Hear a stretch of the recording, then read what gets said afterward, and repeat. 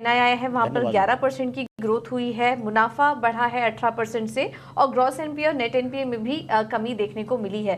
Sir, numbers on the face of it तो अच्छे नजर आ रहे हैं, लेकिन एक कंसर्न जो इन्वेस्टर को थोड़ा नजर आया, उस पर आपका एक व्यू लेंगे। जो गाइडेंस आपने दी है बिजनेस ग्रोथ के फ्रंट पर और डिपॉजिट ग्रोथ के फ्रंट पर, FY24 में जो नंबर्स आए हैं, आपने गाइडेंस में वहां पर थोड़ी कमी कर दी है।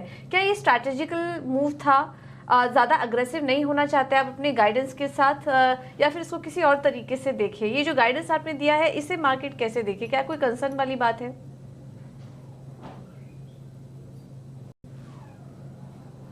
बहुत बहुत धन्यवाद मैडम। और सबसे पहले मैं आपके चैनल के माध्यम से अपने सारे 83,500 एम्प्लॉयज़ और 11 करोड़ हमारे जो कस्टमर हैं उनका मैं धन्यवाद देना चाहूँगा कि उनके सहयोग से पिछले कई वर्षों से बैंक ने काफ़ी अच्छा प्रदर्शन किया है और इस साल भी हमने अच्छा प्रदर्शन किया है। जैसी गाइडेंस की आपने बात की तो आपने देखा होगा कि मार्च 24 का भी जो हमने गाइडेंस दिया था, तो जितने भी गाइडेंस थे उन सारे गाइडेंस में एक्सेप्ट 3 पैरामीटर, जो कासा एक पैरामीटर था जहां हमने गाइडेंस दिया था और वहां पे थोड़ी हमारी कमी रही, अदरवाइज जितने 13 गाइडेंस हैं उसमें से 10 गाइडेंस पे हमने सारे गाइडेंस को सुपरसीड किया है।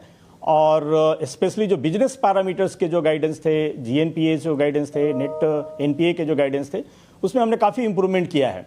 और हमारा हमेशा ये मानना रहता है कि कैनरा बैंक में कि हम जो गाइडेंस देते हैं थोड़ी हमारी कंजर्वेटिव गाइडेंस होती है, लेकिन हमारा हमेशा ये प्रयास रहता है कि जो भी हम गाइडेंस दें मार्केट को, उस गाइडेंस को डेफिनेटली हम उसको अचीव करें। और इसी कारण आपने देखा होगा कि पिछले साल जो हमारा बिजनेस ग्रोथ का जो गाइडेंस था, हमने 10% का गाइडेंस दिया था, बट हमारा जो ओवरऑल बिजनेस ग्रोथ हुआ वो 11.31% का हुआ। एडवांसेस का भी जो हमने गाइडेंस दिया था 10.5% का, और हमने जो अचीवमेंट की है वो 11.34% है। डिपॉजिट का गाइडेंस हमने काफ़ी कंजर्वेटिव रखा था 8.5%, लेकिन उसमें भी हमने काफ़ी अच्छा ग्रोथ किया और 11.29% का ग्रोथ हुआ है। तो आई थिंक इस साल भी हमने जो गाइडेंस दिया है मार्केट को, उस गाइडेंस से हमारा परफॉर्मेंस जो है काफ़ी अच्छा होने वाला है।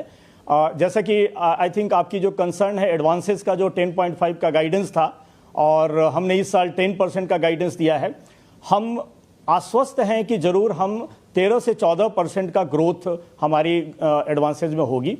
और उसका मेन कारण ये है कि हमारा फोकस जो रैम पे है वो काफ़ी ग्रोथ उसमें हो रहा है। और हमने देखा कि पूरे साल में, और स्पेशली हमारा जो लास्ट क्वार्टर था उसमें हमारा रिटेल, एग्री और एमएसएमई में बहुत अच्छी ग्रोथ हुई है। और इस साल भी हम एक्सपेक्ट करते हैं कि 13 से 14% का ग्रोथ हमारा रिटेल, एग्री और एमएसएमई में होगा। कॉर्पोरेट बुक में हम थोड़े कंजर्वेटिव हैं और इसका कारण ये था कि इस साल भी सेगमेंट वाइज, जी अशोक जी, सेगमेंट वाइज ही हम थोड़ा आपसे और समझना चाहेंगे, क्योंकि ये तो आपने क्लियर कर दिया कि कंजर्वेटिव गाइडेंस थी और इसके आगे ही आप ग्रोथ अचीव करने की कोशिश करेंगे। और हम देख रहे हैं कि बाकी सारे नंबर्स भी ठीक ठाक ही हैं, एसेट क्वालिटी के फ्रंट पर भी कोई दिक्कत नज़र नहीं आ रही है। अब FY25 के लिए बात करें, क्योंकि ये चुनावी माहौल भी है, चुनाव के बाद में सरकार की तरफ से, जो भी सरकार आती है उनकी तरफ से कुछ कैपेक्स और कुछ इंफ्रा के फ्रंट पर कुछ अनाउंसमेंट भी होंगे, तो आपका फोकस कहाँ रहेगा? किस तरह की ग्रोथ और ग्रोथ स्ट्रैटेजी आप प्लान कर रहे हैं FY25 के लिए बैंक के लिए?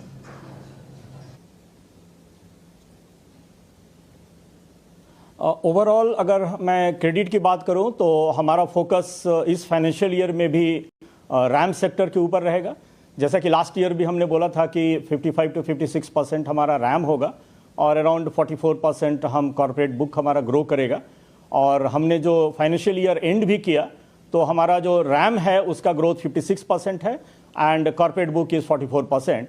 रैम सेक्टर को इस फाइनेंशियल ईयर में हम अराउंड 58% तक अचीव करेंगे और कॉर्पोरेट बुक को अराउंड 42% पर हम लेकर आएंगे। जी, प्रशांत बात कर रहा हूं। नमस्कार, गुड मॉर्निंग। मैं आपसे आपके पूरे कारोबार और बाकी चीज़ों को लेकर, जिस तरह की हाल फिलहाल हमने देखा है कि रेगुलेशंस और नियमों को लेकर बहुत पारदर्शिता भी आई है और कई जगह हमने कुछ एक्शन भी देखे हैं। ख़ास तौर पे अगर हम डिजिटल दुनिया की बात करें और आज की दुनिया डिजिटल है, जिसमें हमने देखा कुछ बड़े बैंक्स भी इसमें शामिल रहे, हालांकि उन्होंने अपनी तरफ से बेहतर करने की कोशिश की, लेकिन इन सारे सिनेरियो में और ज़्यादा बेहतर सर्विस कस्टमर को मिले, किसी तरह की दिक्कतें ना हो और किसी तरह के एक्शन का सामना ना करना पड़े, इसकी क्या तैयारी?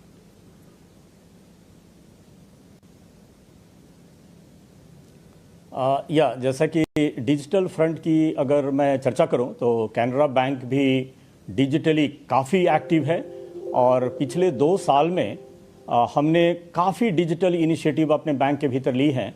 और अगर आप आउटसाइड रेटिंग की बात करें, जिसमें माइटी की जो रेटिंग होती है, तो पिछले 2 साल से कैनरा बैंक पूरे कंट्री में नंबर 1 फाइनेंशियल इंस्टीट्यूशन है जहां पे रैंकिंग नंबर 1 है। और इस फाइनेंशियल ईयर में भी 2023-24 में भी हम उम्मीद कर रहे हैं कि हमारी रैंकिंग नंबर 1 होगी। बहुत सारी डिजिटल इनिशिएटिव्स हमने लिया है और कुछ डिजिटल इनिशिएटिव्स ऑलमोस्ट हम नंबर 1 हैं कंट्री में। जैसा कि मैं बात करूं कि data analytics and the data driven जो हम अपनी सोर्सिंग कर रहे हैं लोन की, उनकी प्रोसेसिंग कर रहे हैं, उसमें भी हम काफ़ी एक्टिव हैं। डेटा एनालिटिक्स में हमने एक सेंटर ऑफ एक्सीलेंस बनाया है बेंगलोर के भीतर और 1 जनवरी को हमने डेटा एनालिटिक्स सेंटर का उद्घाटन किया और उसके माध्यम से हम इस साल करीब 15% का growth through the digital lead जो हमारी डेटा एनालिटिक्स के थ्रू आएंगी, उसके थ्रू हम एक्सपेक्ट कर रहे हैं। हमने इस साल 2-3 इनिशिएटिव जो ली और वो first time in the banking industry है। जैसा कि मैं बात करूं कि डिजिटल सेल्फ हेल्प ग्रुप जो कि पूरे एंड टू एंड हमने उसको डिजिटल मैप पे लाया है और पूरे पैन इंडिया में हमने उसको रोल आउट किया है। गोल्ड बैंकिंग, जहां पे आपने देखा होगा कि गोल्ड बैंकिंग में Canara bank pan India number 1 bank है और उसमें भी हमने एसटीपी जर्नी इंट्रोड्यूस की है, जहां पे एनईएसएल के साथ हमने कोऑर्डिनेट किया है और उनकी डिजिटल डॉक्यूमेंटेशन, सैंक्शन, डिसबर्समेंट सारी चीज़ें हमारी डिजिटली हो रही हैं। डिजिटल लेंडिंग प्लेटफॉर्म हमने इंट्रोड्यूस किया है अपने एमएसएमई सेक्टर के भीतर, रिटेल सेक्टर के भीतर। तो ये तो सारी हमारी एडवांसेज सेक्टर के भीतर मैं जो बात कर रहा हूँ उसमें जो डिजिटल इनिशिएटिव हमने लिया है।